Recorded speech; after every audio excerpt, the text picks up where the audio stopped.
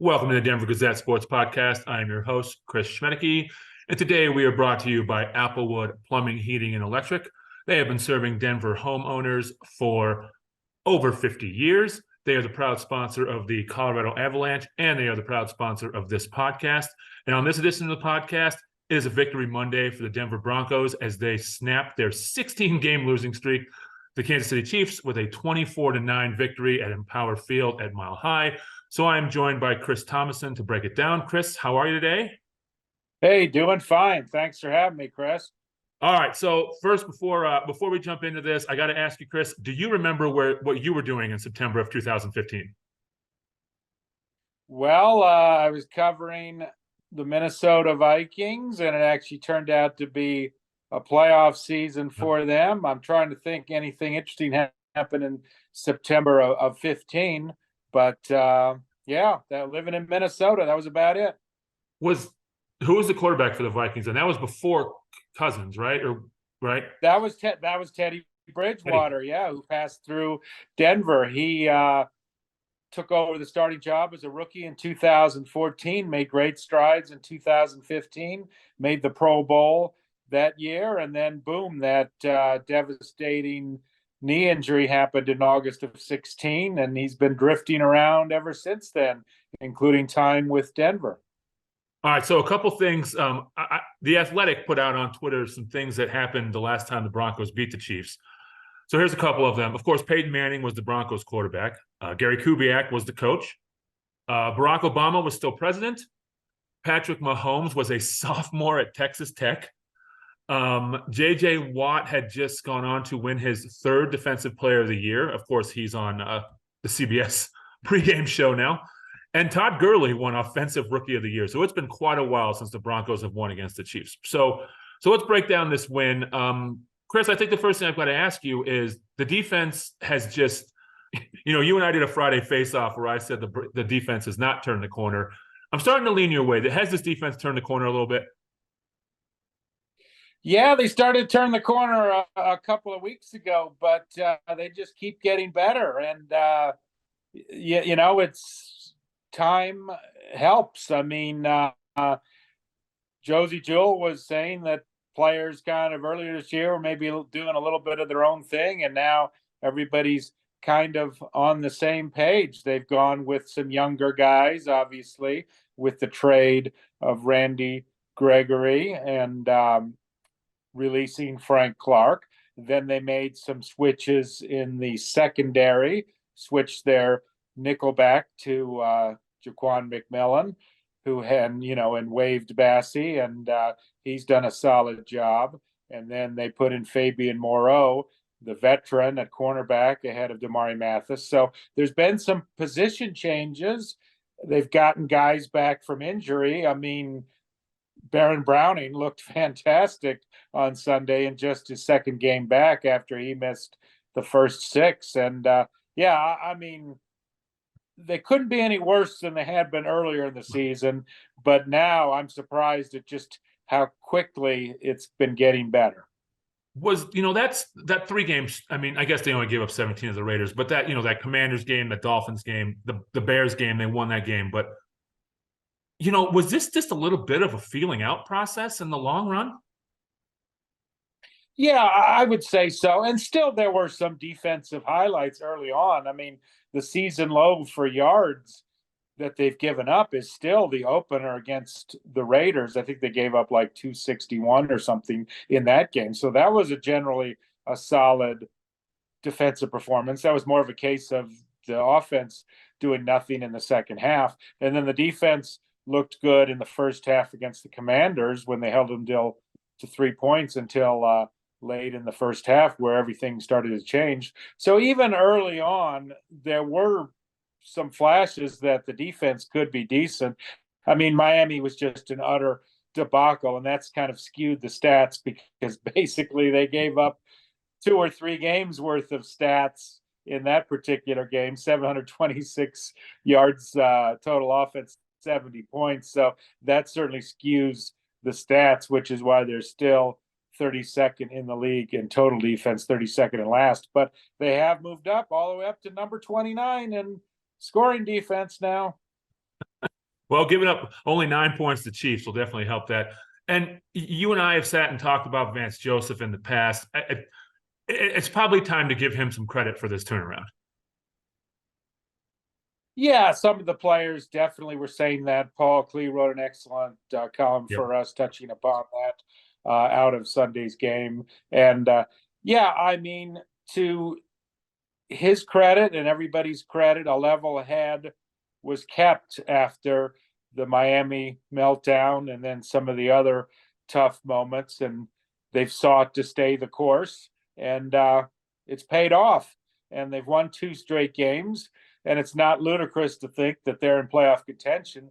They're a game and a half behind Cleveland for the number 7 spot, the final playoff spot in the AFC. Granted, there's a number of teams in between them. And they got a tough game, obviously, their next one at Buffalo in 2 weeks. But after that, there's a stretch in which they could win 3 straight games. You got Minnesota at home, and they're without Kirk Cousins now. You have Cleveland at home, winnable, and then you go to Houston. I mean, they've been improved, but that's certainly a winnable game. I mean, you win all 3 of those, and boom, you're right in the thick of the playoff race.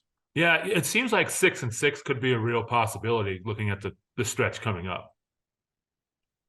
Yeah, but then after that, the schedule gets a bit daunting. You know, back to back, you got the Chargers, who are, you know, probably will have righted the ship then on the road, and then you go to Detroit. But then the end of the season, the schedule is not super demanding. You've got the Patriots on Christmas Eve, winnable, and the Chargers. You know, if we touched upon, they always seem to beat the Chargers, and then you got the Raiders in the finale. They could be playing for nothing. So, yeah, they just need to stay the course. I mean, I would still say the playoffs are a long shot, but if they can even just finish 8-9 or even 7-10 after the 1-5 start, I mean, that will create optimism for next year.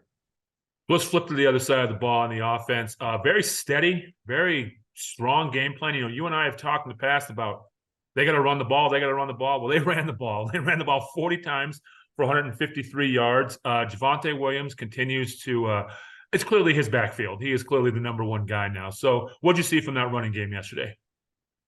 Yeah, there seem to be no more concerns about Javonte Williams' health.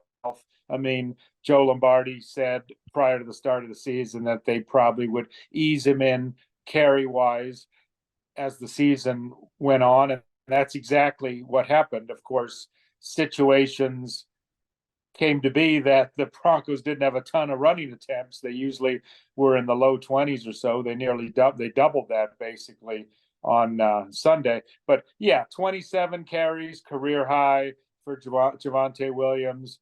There's no concern at all, it seems now, about him coming off the knee injury. If there was any, when the game was no longer in doubt, they easily could have just given the ball to Samaje Perine, you know, kept a little wear and tear off Javonte's knee, but no, they didn't at all. So yeah, the running game is Javonte Williams. He's the number 1 back, and then Jaleel McLaughlin as a change of pace guy. And Peyton came into the season wanting to run the ball, but the thinking was, hey, it'd be more of a 1-2 combo with Williams and Perine, but Perine just gets a few leftover carries now. Yeah, he seems to be out of the game plan. Let's talk about Russell Wilson a little bit. Only throws for 114 yards, but throws for 3 TDs. I'd have to say, again, a very efficient game from Russell Wilson yesterday. Game manager. Yeah. We brought it up before. I mean, quarterbacks might not like to hear it. I'm sure Russell Wilson, though, doesn't mind hearing it after a win.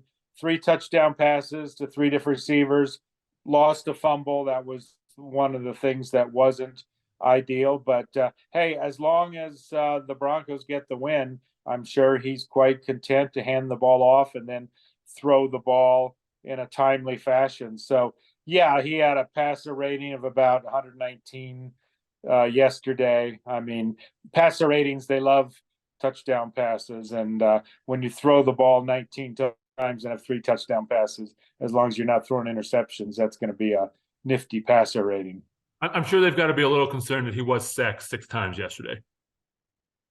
Yeah, I would say so. I would definitely say that is the case, but I think they'll probably look at the run game too, and that'll overshadow it as a positive. I mean, when they brought Mike McGlinchey in at right tackle, I mean, the book on him from the get-go was very good in the run game and still needs work on the pass game, and that's probably the case with some of their other guys as well. I mean, the run game has generally been solid throughout the year. You know, they've been averaging about 5 yards a carry. The problem previously had been either A, they abandoned the run game too early, or B, they were behind and in no position to run. So, yeah, as long as the run game is churning, I mean, I think obviously 6 sacks is a lot. They'd like to cut that down a little bit, but there's going to be some sacks. So we're gonna go ahead and transition into the trade deadline talk, because now it seems to be I kind of now bet on them standing pat. I don't know how you feel, but Jerry Jeudy came alive a little bit. I mean, he only caught 2 balls, but they were 2 balls for 50 yards in his first touchdown of the season.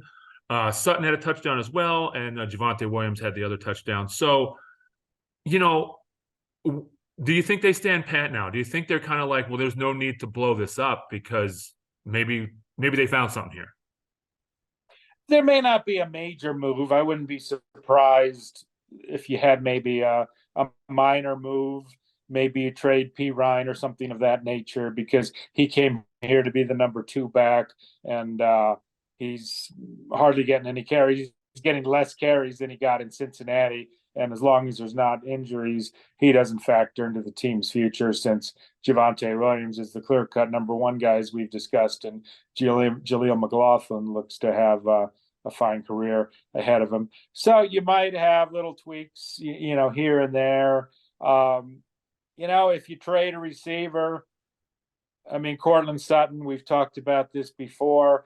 I mean, he's got a non-guaranteed $13 million contract next year. He doesn't really factor in the team's future unless he takes a massive pay cut. So he might be the biggest guy, you know, if there were to be a trade. But, you know, Jerry Jeudy's got a guaranteed contract next year. And as long as they're meshing with him attitude-wise and all that, I still think they believe that he has a high ceiling and can bust loose. And he showed it with some nice catches yesterday, albeit he only had 2. I want to go back to the streak a little bit, because there's 2 guys on the team that I always think of with the streak. I mean, you know, of course, no one on this team had beaten the Chiefs until yesterday, but, you know, Justin Simmons has been here since 2016, and Sutton's been here since 2018, I want to say. Like, those 2 guys, I feel like this win, they're not going to say it, but it probably meant a little bit more to them. Yeah, Justin Simmons just kind of shrugged it off, and he's been a part of 15 of those losses. But a lot of the players who have been here in a lesser time, I mean, they were just glad to get the monkey off their back and said, yeah, you know, we're just glad we don't have to talk about that anymore. And yeah, so we've got one less thing to write about, like next season, because if the Broncos had lost, it was 17, and it could have been 19, and then they could have been challenging the NFL record in 2025, which is 20 in a row. The Bills losing to the Dolphins in the 70s, but we don't have to worry about that anymore. You know, I know that it came out that Mahomes was sick before the game and all that, but what did you see? They do get interceptions against Mahomes. Like, Justin Simmons I think he has the most of any player against Mahomes, if I remember correctly. What does the Denver defense do to Mahomes? Like, is it just the pressure? Is it scheme? What is it?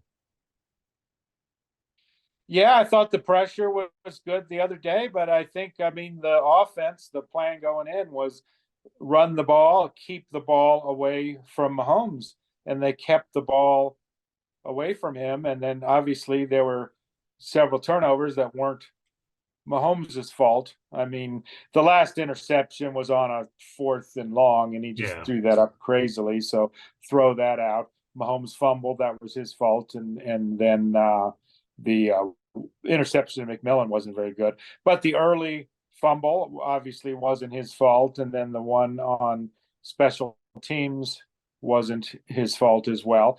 They basically kept the ball away from Mahomes, but the defense stiffened up when they had to. I mean, there were several opportunities. I mean, I thought the Chiefs' biggest opportunity came after they blocked the field goal and they moved the ball down the field. So you're thinking, okay, they're just going to score, take the lead. That's it, 17 in a row and that sort of thing. But no, they stopped them and they punted at the 42.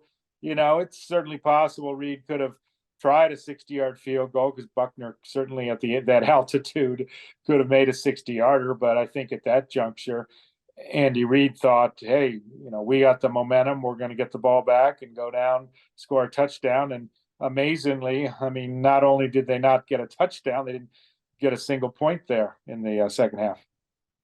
So I was in, you know, PJ Locke started yesterday, got his first start with Kareem Jackson suspended. He's good. I think he's a good player back there. Do you think we see him more even when Kareem Jackson gets back? I know they sometimes like to play the 3 safety look. You know, it's a good question because they talked before the season about using 3 safeties when Caden Stearns was in the mix before he got hurt. And then he goes down right at the start of the second quarter in the opener. So we really never got to see whether that was going to come to fruition.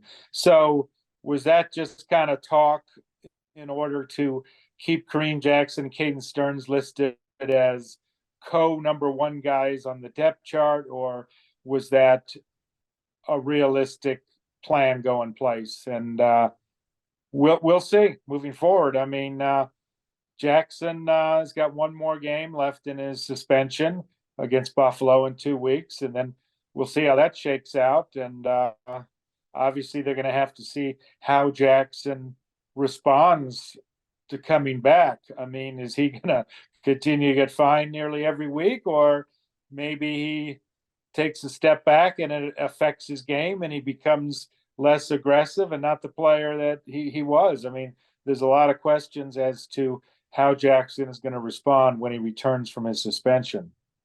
So, and all, you know, but Peyton has shown that he doesn't have a problem benching a veteran he doesn't have a problem shaking it up. We've seen, like you talked about that on the defense. So I think it'll be interesting to see what he does with that. All right. So like you said, they're on the bye this week. They won't play again until that Monday in Buffalo. Does that Monday in Buffalo seem as daunting as it did at the beginning of the season? I don't think so, because the Bills don't look as daunting as many had projected, including this guy right here who picked him to be in the Super Bowl. I think I had Philly winning, but I picked them to make the Super Bowl.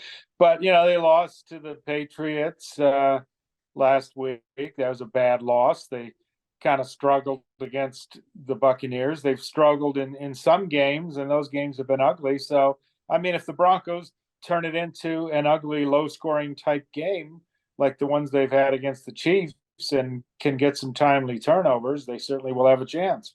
Yeah, I'm seeing. Oh, and Buffalo has Cincinnati on Sunday night next week too. So that's you know, Cincinnati's playing at Cincinnati, so they definitely have a tough game before that Broncos game on Monday night. All right, Chris. Again, thanks for coming on. We won't be talking next Monday as we have no game. Real quick, what's your bye week plans? You heading to Cabo?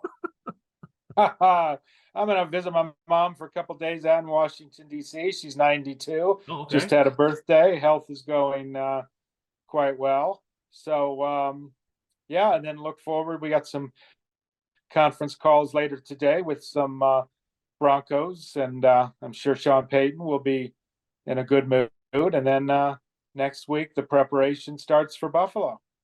All right, Chris, thanks for coming on. As always, make sure to subscribe to this podcast on Apple or Spotify, and make sure to check out all of Chris's stuff. And, you know, we've got nuggets, we've got abs, we've got buffs, we've got all that stuff at denvergazette.com. So make sure to check on all of that.